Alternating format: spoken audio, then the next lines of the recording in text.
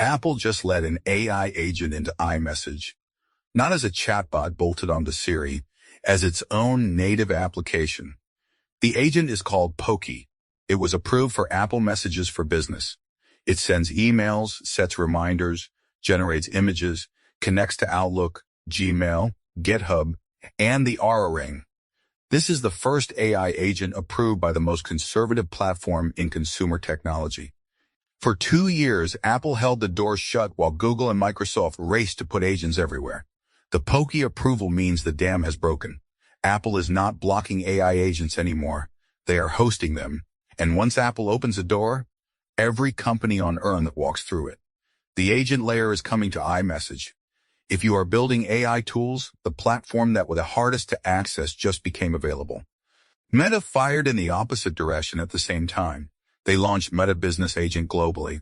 WhatsApp, Instagram, and Messenger now function as AI-powered sales desks. Over 1 million businesses were already using earlier versions. The new agents answer customer questions, qualify leads, book appointments, escalate to humans, and will eventually complete payments inside Meta's apps. Meta is also launching a platform that connects these agents to Shopify, Zendesk, Shopee, and other enterprise tools. This is not a chatbot launch. Meta is turning its messaging empire into a commerce operating system. The chats you already have with businesses are becoming AI native, and Meta is building the rails underneath them.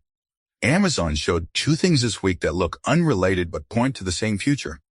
Proteus is a fully autonomous warehouse robot that workers direct with plain language. Tell it what to do. It figures out the priority, the route, the timing, and the execution. That is not a warehouse robot. That is an autonomous agent with wheels. Amazon also revealed their gaming strategy.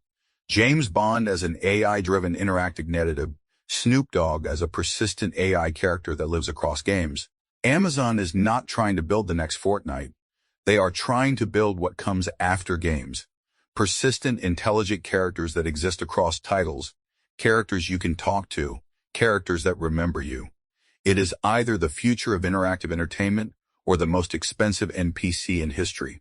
China activated the world's first undersea data center. Not a prototype, not a lab, a working facility on the ocean floor. The cooling is free. The space is infinite. The latency to coastal cities is minimal. This is infrastructure at a scale most companies cannot comprehend. While the West debates AI regulation, China is pouring concrete on the seabed to run AI workloads more efficiently than anyone on land. SpaceX priced its IPO at $135 per share. The valuation is $250 billion. More than Ford, more than GM, more than Boeing and Lockheed Martin combined. SpaceX is not being valued as a rocket company. They are being valued as infrastructure. The launch pads, the satellites, the Starlink network generating billions in recurring revenue. The company that nearly went bankrupt in 2000 is now worth more than the entire legacy aerospace industry combined. And the $135 price is not a peak. It is the floor. The courts are drowning. AI-generated lawsuits are flooding the legal system at a pace judges cannot process. Judge Braswell, a federal magistrate, said most days her chambers receive filings that are clearly machine-generated, fabricated citations, non-existent precedents, arguments that sound plausible but collapse under scrutiny. The problem is that filtering them requires human attention, and there are not enough humans.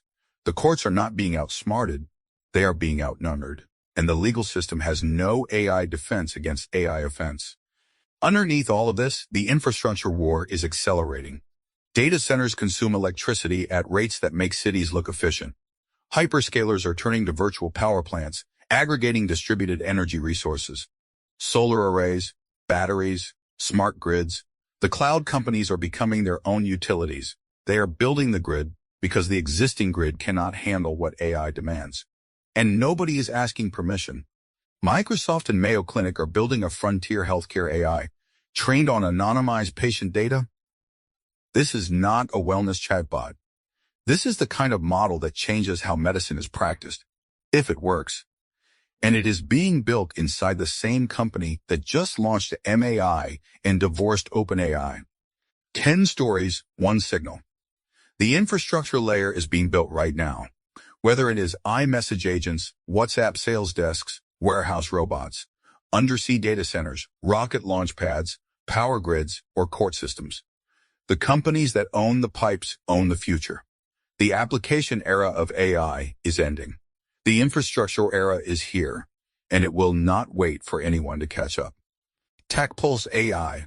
Daily signals, no hype, just clarity.